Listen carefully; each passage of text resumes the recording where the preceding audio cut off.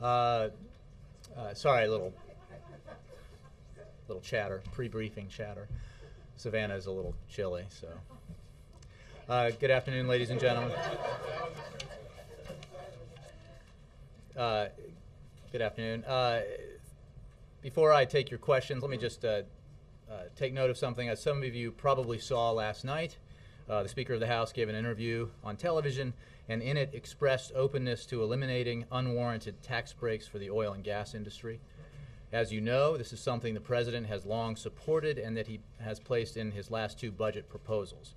Following up on the Speaker's remarks, the President sent a letter earlier today to the leaders of the House and Senate urging them to take immediate action to eliminate unwarranted tax breaks for the oil and gas industry and to use those dollars to invest in clean energy to reduce our dependence on foreign oil.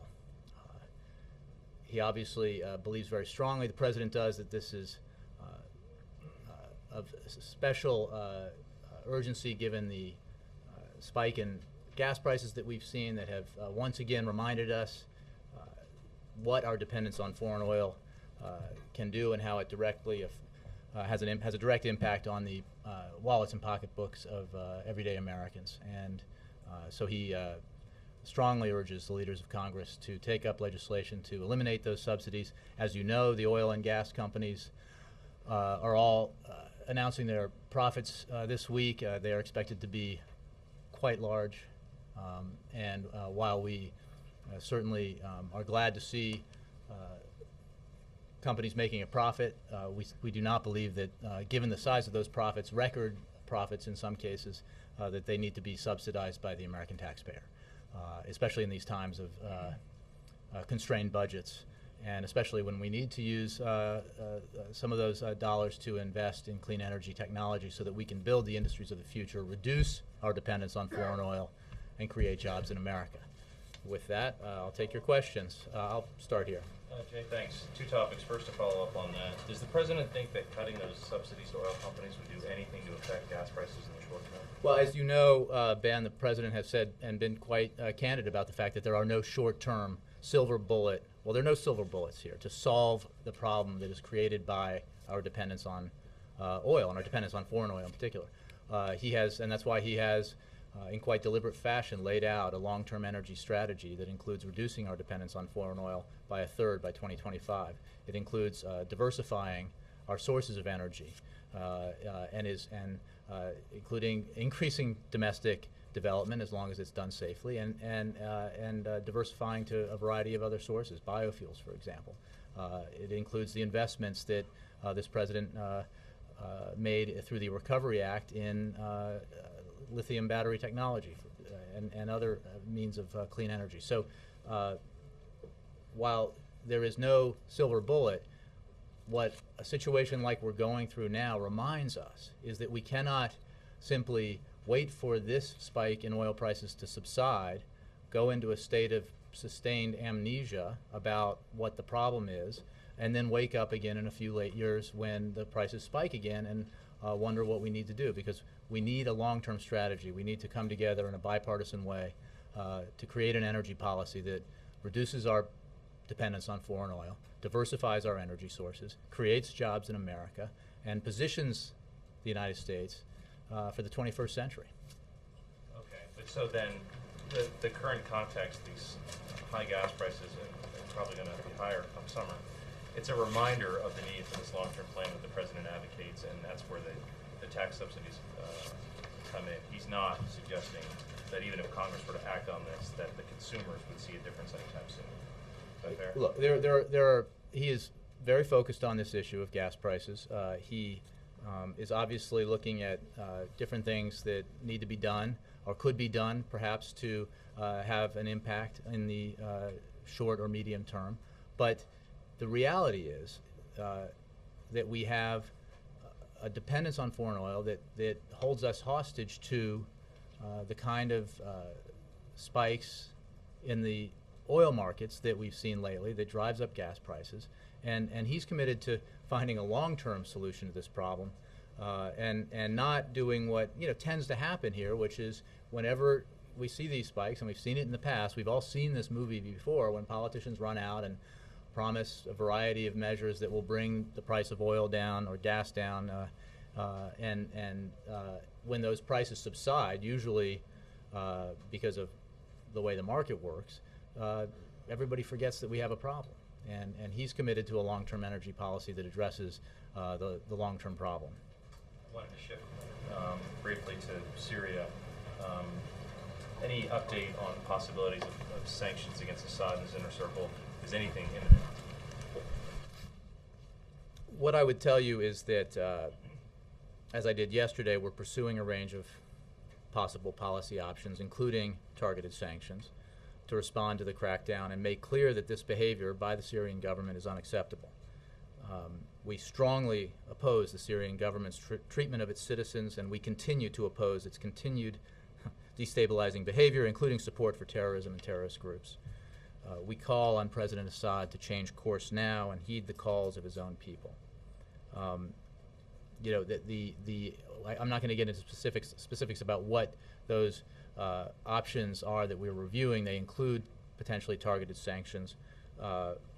We're also, following up on some questions I got yesterday, consulting with our international partners about other actions that could be taken.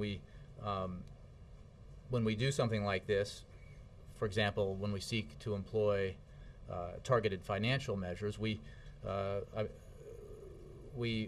to multilateralize them. They tend to be more effective when they're multilateral, or certainly can have a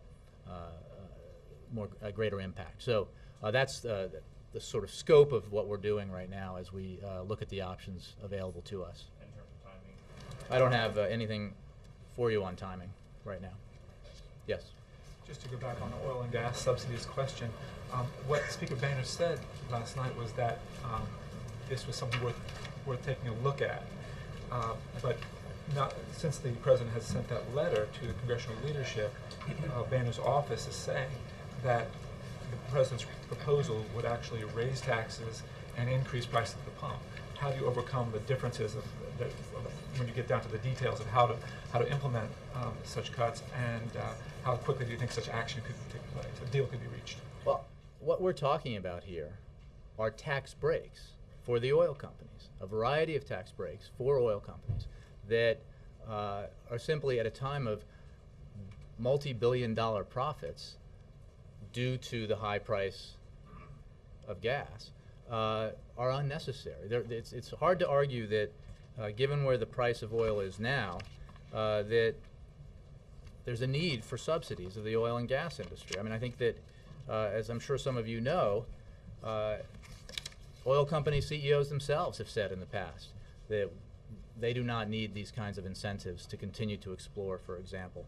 Former Shell CEO John Hofmeister just earlier this year said, quote, "In the face of sustained high oil prices, it was not an issue for large companies of needing the subsidies to entice us into looking for and producing more oil." And I just think that in a time when Americans are suffering, every time they go to the gas station and pull out their credit card or their cash to pay a very high price for a tank of gas, to then tell them that actually we need to spend $4 billion a year of their money to subsidize oil companies who this week are reporting massive profits is just not a credible argument. And so the President, as you know, has supported eliminating these subsidies for quite some time. He certainly believes that now more than ever the argument resonates. And I think that's why we heard the Speaker say he was open to that, and why we've even seen CEOs of oil and gas companies acknowledge that the subsidies are unnecessary. The President says he wants immediate action. Is that he sees room for compromise with the Republicans? Well, he wants immediate action, and he hopes that the openness that we've seen from on the Hill to this to taking action will lead to a concrete result that will eliminate these subsidies and free that money up for the kind of investments in energy that can alleviate this problem in the long term, or help to. Yes, Ed. Jay, my colleague Gary Tuckman just went to Hawaii and established again that there's evidence suggesting that the president, in fact, was born in the United States. But as you know, Donald Trump persists, other critics, and last night Trump was on CNN saying that he's been told the birth certificate is missing, that it's either not there or has been taken out somehow, and this is a problem for the president. When the White House hears this continued claim, what does it say? Well, Ed, I would say that we have a lot of problems confronting us. I think CNN recently did a highly credible piece on an established fact, which is that the president was born in the United States of America. This was a settled issue. It is unfortunate that for whatever reason, that instead of focusing on our economy, on our continued joblessness in this country, on the need to reduce our deficits and get our fiscal house in order, on the need for a clean energy, for an energy policy and for investments in clean energy technology, on the need for an education reform strategy that positions our children for the 21st century, on the challenges that face us internationally, that this is the subject of that gets any kind of serious attention. I'll leave it at that. Last question on that, though. As part of that CNN story you mentioned, we noted that there's a certificate of live birth, which is considered in the state of Hawaii settled, that he was born in the United States, period. However, Trump and others keep saying that that's not the actual birth certificate, and as you know, Hawaii, the Department of Health says that you can request a birth certificate. You put in a Freedom of Information request, and within a few weeks you'll get a copy out of the vault. Why doesn't the president do that? Is it because you believe it's a distraction from these other issues? Is it because he just thinks they'll keep moving the goalposts? Why? Well, what do you think, Ed? You're the Do president's you press think they secretary. might keep it moving the goalposts? You're the president's press secretary. I'm asking you what you think. It is a distraction, obviously. This is a settled issue. The birth certificate that the campaign put up online has been available for everyone to see around the globe. It's the same birth certificate you get to get a driver's license. So if anybody who was born in Hawaii who asks for their birth certificate gets the same thing that the campaign and the White House has provided to the press. So I just think this is it's a distraction, and it's an unfortunate distraction from the issues that I think most Americans care about. I think that anybody who is watching this exchange in the West Wing of the White House would be appalled, or most Americans would be appalled, that this is what concerns us here, when in fact there are so many major issues that are facing this country that need to be addressed by the president and by the Congress, and that's what he's focused on. I'll leave it at that. Yes. Going back to the letter that President Obama sent to the leaders on the Hill on the need to eliminate oil subsidies, he said immediate action. You've repeated that from the podium.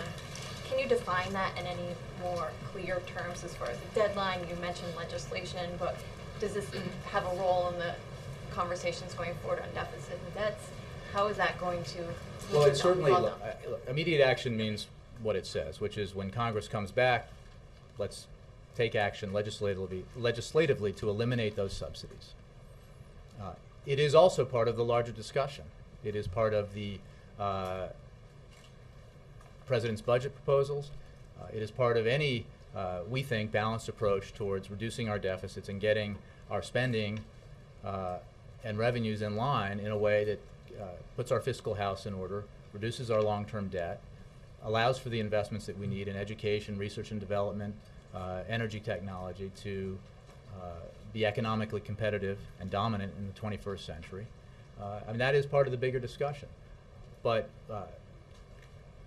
with the current environment and the fact that the Speaker of the House, leader of the Republicans in the Congress, expressed an openness to addressing this issue last night, the President wrote a letter to say, okay, let's do it.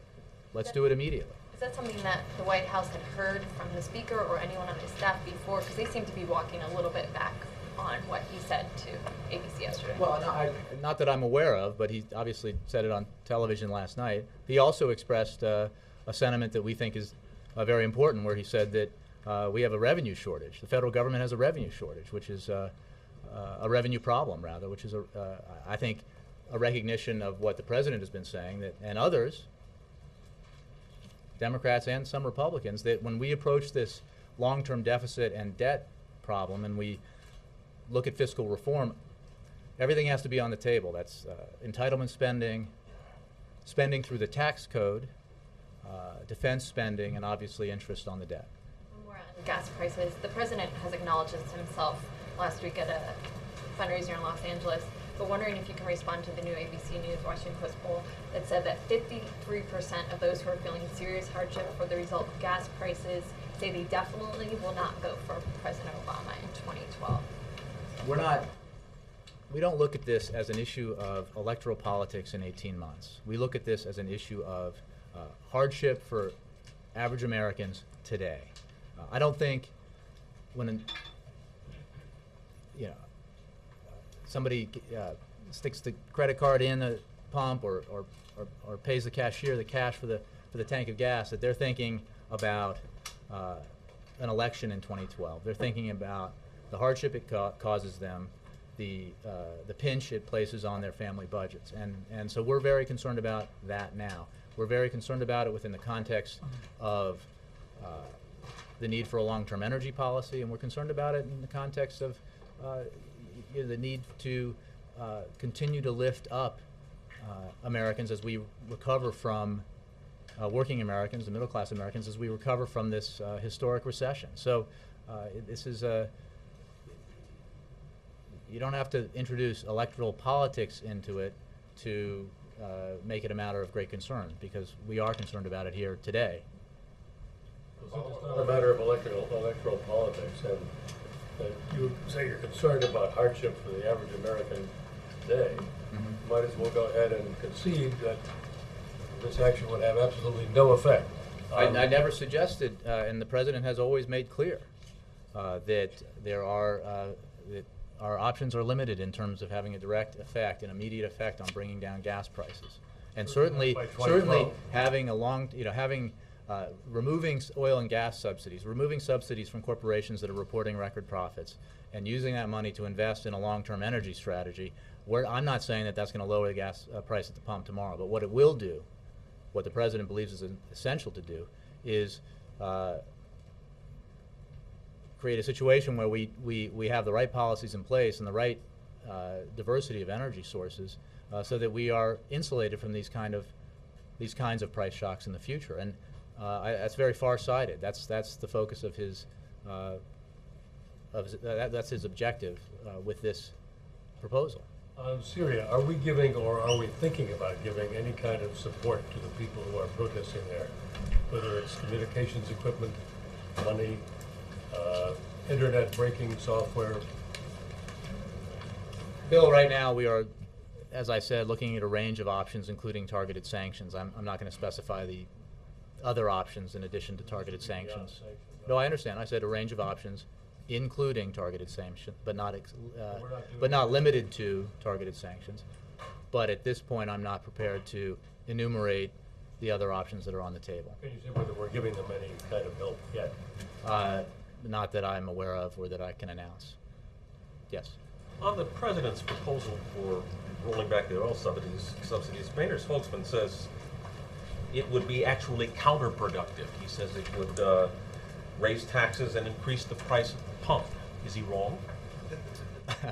Well, if in order to, yes, he's wrong in the sense that if you're telling me that eliminating a loophole in the tax code is somehow burdensome and on the tax responsibilities of a major corporation that's announcing billions of dollars of profits, apparently $100 million per day in profits. I think that's one way to look at it. I think the fact is that the oil companies have substantial capacity to get along without the American taxpayer subsidizing them to the tune of more than $4 billion a year, more than $43 billion over 10 years. We just don't have that kind of money to throw around. When we have other urgent priorities, we need to get our fiscal house in order. And it is made doubly apparent by the fact that these companies are reporting such substantial profits this week. And those profits are driven in large part by the serious spike in oil prices and gasoline prices that we've seen in recent weeks and months. Can I follow on another matter? Senator Manchin has signed on to a couple of bipartisan proposals. One that would cap spending, another that would implement a balanced budget amendment. I presume you're familiar with these proposals. What's the president's take? Well, the starting point is that we share with a number of members of Congress of great concern about the need to reduce spending with the goal of reducing our deficit. What we don't think is necessary is to amend the Constitution or to pass a across-the-board spending reduction measure that will, for example, in both cases, seriously underfund Medicare and Social Security, and does the exact opposite in many ways of what the President has said is necessary, which is take a balanced approach to our long-term deficit and debt problems. So we don't support that. I will remind you that the President's deficit reduction plan that he put forward in his speech last week contains within it a debt fail-safe proposal. And what it does is, we don't believe it will be necessary if Congress takes the right actions based on his plan, but if, for example, the economic picture does not turn out to be as we predict, it's a fail-safe, but the trigger is the ratio of debt to GDP. It's very wonky, I know, but it's ratio to debt to GDP, because the issue here is not spending for cutting spending for the sake of cutting spending. The issue here is driving our deficit and debt down, and the President's plan does just that, and has that debt fail-safe, that protection measure that if we haven't gotten the ratio of debt to GDP down to where it should be by a date certain, that trigger will take effect, and it will obligate Congress to reduce the deficit through both spending in the tax code and direct spending, as opposed to the kind of measures that you were asking about. If I could, on a third measure, turns out a guy named Ben Cuomo, who was held at Gitmo for a number of years, is now leading the Libyan rebels, or a group of Libyan rebels, and very supportive, apparently, of the NATO-led efforts in that country now. But this is a person who apparently trained with Al-Qaeda prior to 9/11. How much do we know about the Libyan opposition? Well, we said all along, Wendell, that we are confident of two things. One, we've been dealing directly with members of the Libyan opposition, and especially members of the council whom we believe are credible and have made assertions about their goals that we can support in terms of reforms that would lead to democratic elections and representative government, government that would be responsive to the aspirations of the Libyan people and respect the rights of the Libyan people. We have also said that we obviously do not have, we don't have any doubt that, again, I'm not making this, let me make clear, I'm not saying this in regard to this particular individual. I don't have any comment or knowledge about this specific individual, but that we don't know, we don't know the motives or politics of every member of the opposition in that country. Savannah? Given that there is no silver bullet and the president already asked for these oil and gas subsidies to be eradicated in next year's budget and last year's budget, is there any element of what the president's doing with regard to gas prices that's just for the sole purpose to demonstrate that the government's trying to do something, kind of the appearance of action, because he knows Americans are frustrated? No, I think that everything he's doing, including writing this letter in response to an openness by the Speaker of the House to look at doing something that in the past has been opposed. His position was already well known. No, his position is all known, but why exactly, he continues to press for taking this action, and I think looking at what the speaker said last night, there seems to me, taking his words, taking his words at face value, that there's an openness expressed there to address this issue, and that is why he wrote the letter. There's nothing symbolic about it. He's asking for immediate action, and everything that we've been doing on this issue has been designed to push forward on an energy policy, to ensure through the actions in terms of the administration. The Attorney General's announced actions towards ensuring that fraud and manipulation is not occurring in the oil markets, and that consumers are not being affected by that. These are concrete measures. It doesn't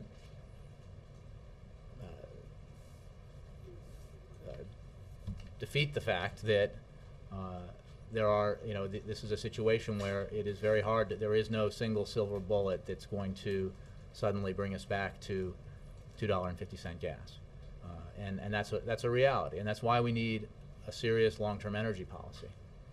But why do you say that these measures are not done with politics as the motive, or people aren't going to the gas station thinking about who they're going to vote for? I mean, the president doesn't think this has nothing to do with how Americans view him and his handling of the economy. Oh, I didn't right? say that. I mean, I think when I've had questions about and tried to answer them candidly about why polls, have been moving in whatever direction they're moving in terms of people's optimism or right track or on track, that kind of stuff. I mean, we do attribute a lot of that to the economic anxiety caused by high gas prices. But that's not, the question earlier was about, impact on an election that's 18 months away. That's an eternity in our minds, and it's not what's driving our actions today by any means. And as others have pointed out, I mean, taking measures that support a long-term energy policy that can ensure that we don't go through this in the same way in the future is a far-sighted, not a short-sighted approach to this problem. So that's my answer. Yes, Laura. So just picking up from there, so given that the gas prices are largely out of your control, it's certainly in the short run, how worried is the White House that this is going to remain a problem, through the next year? Well, again, you guys, we have big. This is not like a time of sort of slow news, right? This is with small issues on the table. It just seems a little unnecessary to me to start writing stories about these major challenges facing us in terms of an election that's 18 months off. That's not how we're looking at it. I can assure you that's not how we're looking at it. And I just think these issues are important in and of by themselves. They're important. I mean, Americans are not thinking about this in terms of elections. They're not thinking about the impact on their family budgets in terms of through a lens of politics. They're wondering how they're going to meet their budgets, how they're going to pay the bills, and what, to the extent they're thinking about Washington, they're wondering what Washington is going to do to help them deal with this. And one of the things Washington did do, as I've pointed out, is we worked with Republicans and passed a tax cut that includes a payroll tax holiday that has put more money in Americans' pockets every week, and which has cushioned the blow that these high energy prices have delivered. So, and then all the measures that we're talking about now, that's the response we're talking about. It's not about how does this affect an election that's an eternity away. Given that you have said that there's no real short-term impact from closing these loopholes, is this primarily a proposal to address gas prices, or primarily a deficit control proposal? Well, what the president called for in his letter was that this money be used to invest in. Let me get the exact language. How the money is used. I understand you want to use the money for this, but those are really two separate proposals that you're putting together. You're proposing to raise taxes on gas companies, which you support in and of we're itself. proposing to eliminate subsidies. Okay, well, that it's the same thing at the bottom line. Basically give where you and me and everybody in this room who pays taxes, and I'm counting on the fact that most of you do, that you're paying these major oil companies, Okay. you're paying them, And yet, this week, they're going to report what, billions and billions of dollars in profits. $100 million a day by one measure, okay? That's great. We are for But- companies making a profit. I get it. We do not think that you need to subsidize that profit. Right. So is the reason to do that, the reason to close these unwarranted loopholes, as you say, is the reason to control gas prices, or is the reason to address the deficit primarily? The reason is we live in a time of limited resources, where we have to tighten our belts, and we need that. Here's the way to look at it, okay? In the House Republican budget proposal, those $4 billion a year in subsidies are maintained. In order to pay for, to maintain those subsidies, and in order to provide the other tax cuts for wealthy Americans that are contained in that proposal, and still somehow reduce the deficit by $4 trillion over 10 years, you have to slash and eliminate Medicare as we know it. You have to basically eliminate Medicaid as we know it, and you have to cut investment in clean energy by 70%. I mean, that is so short-sighted in our view, at a time when we see the consequences of not having a long-term energy policy. Had previous presidents and Congresses addressed this issue 5, 10, 15 years ago in a far-sighted way, we would not be suffering in the way that we are now from high gas prices. And so this is action that the president wants to take and Congress should take that will have benefits not tomorrow necessarily, but for future for America in the future, for future generations, and that's the right thing to do. So it sounds like it's a deficit proposal. But just based on what you just said. Look, I think it's part of. I think I addressed this question earlier when I was asked. Is it an immediate action or is it within the context? And the answer is both. I mean, we have obviously proposed it. The president has proposed it within the context of one-year budget proposals and also in his long-term deficit reduction plan, because your budget proposals are about your priorities, right? And he takes a balanced approach. He thinks that on balance, especially at a time when oil prices are what they are, and oil companies are making the kind of profits they are, that we cannot, as a nation, afford to subsidize those companies to the tune of $4 billion a year, because that money needs the needs for that money in terms of deficit reduction and investments in clean energy are far higher priorities. Mr. Nolan, do you have a question for me? I do. How can you ask us not to look at the president's policies through a political prism when he himself is doing 6 fundraisers last week, 3 more tomorrow, going to be on Wait. on Mark, Oprah? are you saying that isn't everything viewed through a political prism? And isn't that the nature of our system? We may view you can view it through a political prism. I mean, the president is obviously running for re-election. We are 18 months from that election. The fact that he, as every candidate does, has political events does not mean those are the political events. Does not mean that every action he takes here has to do with the election. It's just not the case, and I dare say it's never been the case for any incumbent president 18 months out from an election. And the fact is that being here in the White House requires you to make a lot of decisions and a lot of choices that are good policy, that are often not necessarily good politics. But that's what you buy into when you run for office and you get elected. And I don't think, by that line of thinking, that the moment you win election, you're running for re-election. And I know that's how some folks here look at it. And heck, I probably did and plead guilty to it when I was a reporter. But then when the president What changed you? I saw the light.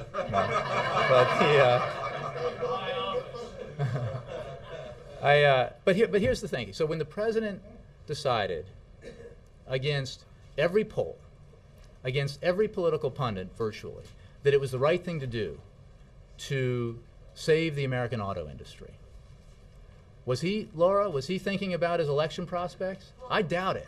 So you're telling us that just like that, he was not thinking about election prospects with this letter today? Yes. I'm thinking that you have all have said that this is not an instant remedy to gas prices. He thinks it's the right thing to do, and he saw an opening here, expressed by the Speaker of the House, to get something done that's the right thing to do. The Speaker knows the President's position. This isn't breaking news. I But mean, what's breaking put it in news the is his budget. openness. Now, the But Speaker the closed Speaker the knows opening. that, and then closed the opening. You guys judge that for yourselves. Is that political? Look, Go ahead. You look at the look. We can debate this. This is not a chat show or talk show, and then there. But the point might is, make it more the interesting. president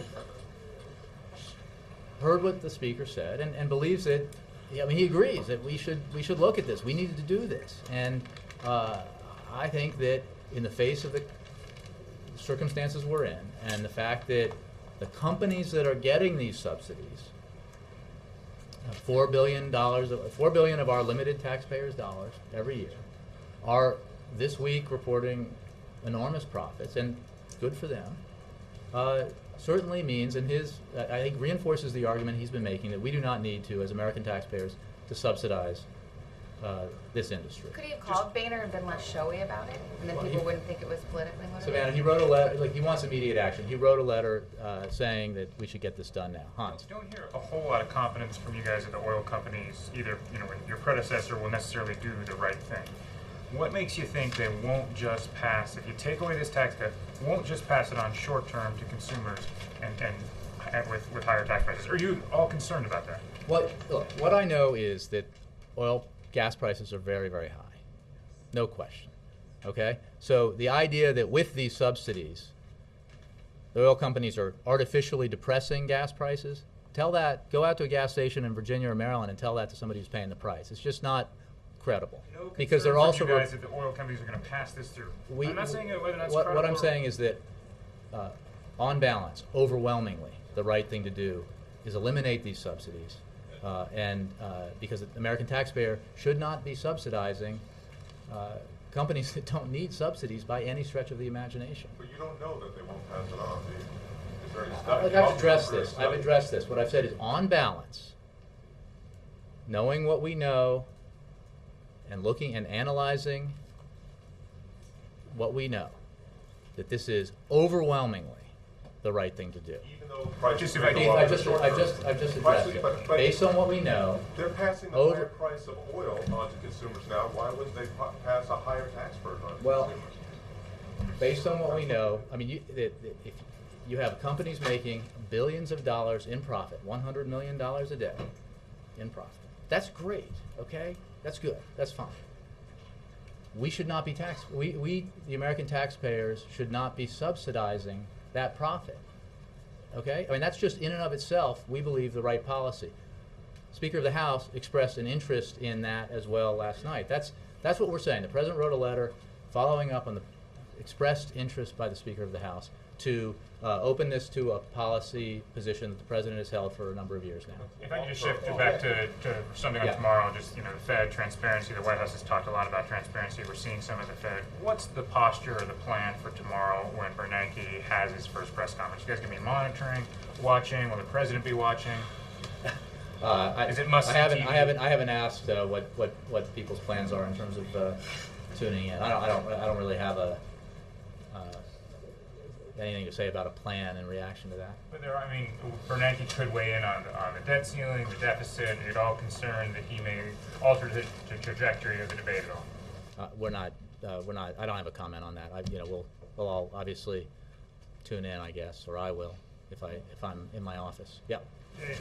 Panama president's going to be here later this week. How confident is the president that Panama, Colombia, and Korean trade deals are going to get done in short order? We feel very good about the progress that has been made on the Colombian trade agreement, the Panamanian trade agreement. As you know, we've reached an agreement on an action plan outlining steps that the Colombian government needs to take on labor issues, and that's moving. We have an agreement with Panama. We've long had an agreement with Korea. We believe that the Congress needs to move on these because they are job creators here in America, and what the president demonstrated in the way he negotiated the deal with Korea was that he does not believe trade deals are inherently the right thing to do. They have to have provisions in them that protect American workers. He was willing to walk away from a deal, and by doing so, made sure that Americans got a better deal out of the process. So we feel very strongly that we should be able to move on these trade agreements. Barrett? Is the White House still considering the proposal from last week about requiring federal contractors to disclose their political contributions? And can you talk about where that is in the process? It's nowhere different than it was last week, which is a draft of an executive order that, and drafts change. I don't have any update on it. Christy? Just a logistical question about the rest of this week. When the president goes to Chicago on Wednesday, he's going to tape an episode with Oprah, a show you may not have seen, but heard of. Is that... I've seen it. You've seen. Now, is any of that going to be seen by the pool or open to us publicly? I don't know what our plan is for that. Similarly, if you were doing an interview with the president, I mean, I'm just saying here, what if you were doing an exclusive interview with the president, the first lady? Would we open it to the rest of the pool? Sure. Others say yes. Sure, I wouldn't mind that. And then we'll get back to you on what the logistics. So of that I are. just want to know. I mean, at the moment, you don't. At the see moment, I don't anything. believe we are opening somebody else's interview to the press. And we won't see or hear from the president at all. I'm not quite sure about that. Let's stay tuned on that. And also on what about the trip to Cape Canaveral? Are we going to see the president or hear from him? Well, I expect you'll see him. I don't know. I don't have any announcements to make in terms of press availabilities, but I'm sure you'll see him. Yeah. Okay. He won't make remarks or anything like that. I don't have an announcement on that yet. Okay. Hi. In another interview that Speaker Boehner did on Monday, he indicated that there actually might not be a vote on the debt ceiling if he says the president doesn't get more serious about deficit reduction. In the past, you guys have said that everyone's on the same page on this, that congressional leaders agree that the debt ceiling vote needs to happen. If Speaker Boehner is serious, as it seems like he is, what is the president's reaction to that, and where does that leave the conversation that you guys are having on this issue? Well, I will say that our reaction to that is sort of our reaction in general to suggestions emanating from Congress that we should somehow hold hostage a vote on raising the debt ceiling to some other action. Our reaction is that's a terrible, terrible idea because it would so imperil the American economy, would drive up interest rates, could in fact tank the global economy. I just think that's a bad approach, and the president does too. And other statements that the Speaker has made and other statements that other Republican and Democratic leaders have made lead us to believe that, broadly speaking, we, the White House and the leaders of Congress, understand the truth here, which is that it would be foolhardy to play chicken with the full faith and credit of the United States of America. It is simply too risky to do. So that's our approach, and we certainly hope that any leader who expressed otherwise would reevaluate that. As far as the debt ceiling is concerned, but also just the budget generally, this week the president's doing a lot of events, but none of them seem to be geared at talking to the American people about this issue in the same way that he did last week and the week before that. Why is that, and how? Well, I think what is he going to do going forward? The president, obviously, there are a lot of issues on his plate, Laura, and that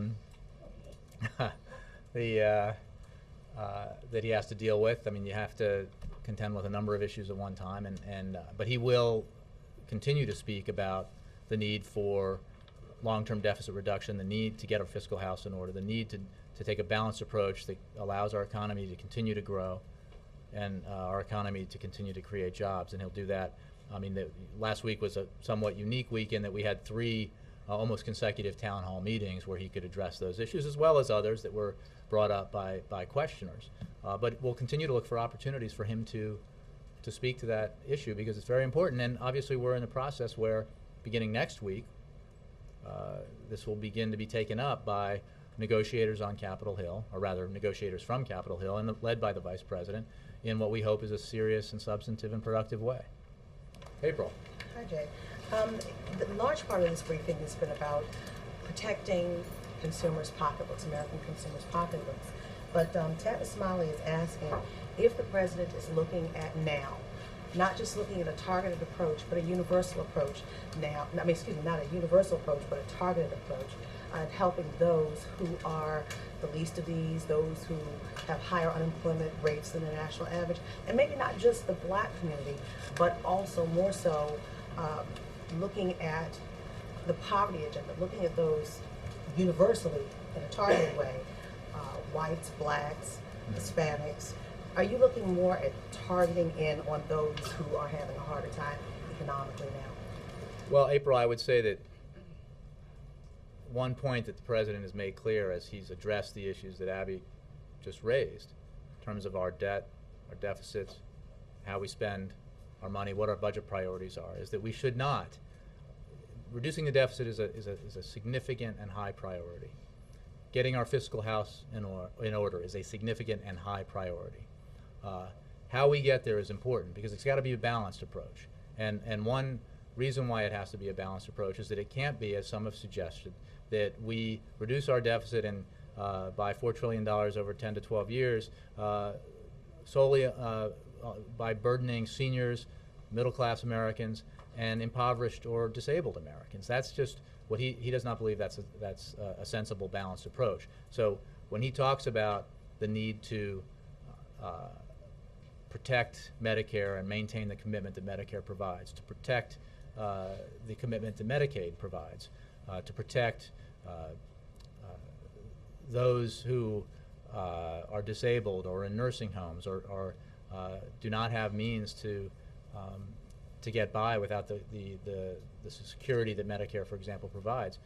That's what he's talking about, because we, it would not be, while we have priorities, there is a way to do this in a balanced way that shares the responsibility so that we all can share in the prosperity.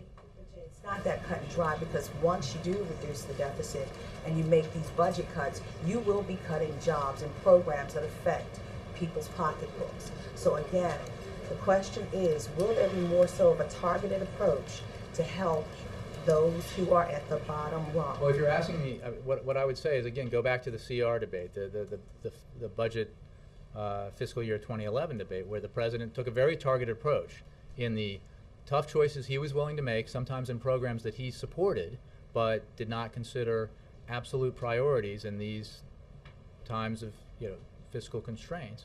And then at the same time insisted that we protect investments in other areas, Head Start, for example, and protect other programs that are vital, he thinks, to making sure that we continue to grow and we protect Americans who need protecting. And the last thing from these quotes from Mr. Smiley, he said that when Wall Street asked for a bailout, the government gave them a bailout. When the auto industry asked for a bailout, they were given a bailout. But when black people are crying because of unemployment, where are you? Well, the president's been focused, as you know. I mean, there's been no greater focus that this president has had since he took office than on the cascading unemployment that greeted him when he was sworn in, and the 8 million jobs that were lost, that were lost by this recession that he inherited. That's what the Recovery Act was about. That's what the auto. Don't forget, April, the auto company bailout that I mentioned earlier and that you mentioned that was unpopular at the time. One of the primary reasons to save the auto industry in this country was the 1 million jobs attached to it. Working American men and women who have their jobs today because this president and this Congress took action, and not out of charity, but that compelled the auto companies involved to reorient themselves, and they are now making profits. They are now, the American auto industry is now in a very preeminent position globally. We had great news from Ford today in terms of its numbers, and we've had them for GM and Chrysler. So this is everything he's done in response to this great recession has been with jobs in mind. Mark. Thanks, Jerry. I had a couple on Syria. The president spoke with the Turkish leader yesterday, and I'm wondering if you can tell us a little bit more about what you see Mr. Erdogan's ongoing role as being. Is he going to be, has he agreed to, it sounded from the readout like he kind of essentially agreed with the U.S. position. Is that, am I overreaching, or is his role going to be to advocate the U.S. position to the Syrian leader on an ongoing basis? I don't want to get beyond the readout. You can certainly address some questions about that to the State Department. Turkey is an important ally. U.S.-Turkish relationship is an important relationship. The president has a very strong relationship with President Erdogan, but beyond the details provided in the readout, I don't want to elaborate. Is in his meeting with the UAE leader today, is Syria specifically a serious part of those conversations, or is it mostly Libya and is Iran part of those conversations? Look, I think the region is the focus of those conversations. Regional security in general would probably be the principal focus, so that wouldn't be limited to one country. And finally, you were talking earlier about, and it was in the context of the economy, about how not everything a president does is political, and sometimes he has to advocate a position that will probably hurt him politically. With the unfolding of the Arab Spring over the last couple of months, do you think that the president's engagement in that is something that is either neutral or even a negative for him domestically, because people want to think about the economy and gas prices? I mean, obviously he has to weigh in, he has to get involved, he has to make decisions. Is that an example of the sort of thing that may be a drag domestically, but something that's important in the UC? I'll leave the political analysis to others. I think it's what I said earlier, and this is what you get when you run for and win this office, is a host of difficult problems, and they can be domestic problems or international challenges, and your job is to handle them and take policy positions and take actions based on what you think is best for the United States of America. In international affairs, that means, what actions can you take that ensures the safety of Americans, ensures that American national security interests are protected internationally, and that in the case of the Arab Spring, that ensures or gives the best possible chance that the outcome of this upheaval will be positive for the peoples of the region and for the United States of America. All right. Thank you all very much. One question.